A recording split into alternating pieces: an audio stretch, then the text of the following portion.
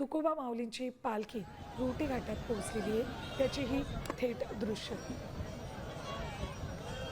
तुकोबांच्या पालखीतले वारकरी मजल दर मजल करत रोटी घाटात पोहोचले. कालच ज्ञानेश्वर माऊलींच्या पालखीने अवघड दिवेघाट पार केला आणि आज तुकोबांची पालखी आता रोटी घाटातून पुढे पुढे चालायला लागली.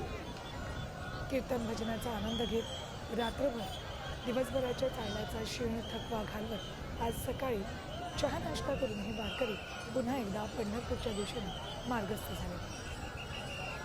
तुकाराम महाराजांची पालखी आज काही क्षणात रोटीघाट पार करून पुढच्या दिशेने पाऊले चालती पंढरीची वाट म्हणत चालू लागते.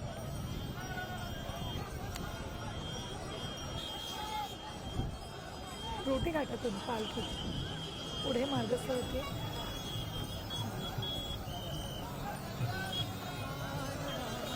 बोल लाईव्ह आहे का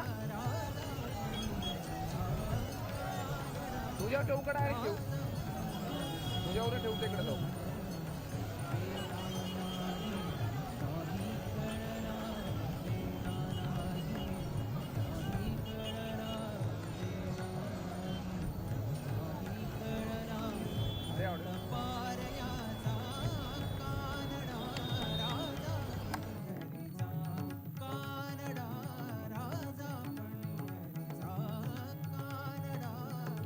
तुकाराम महाराजांची पालखी रोटी घाट पार करते.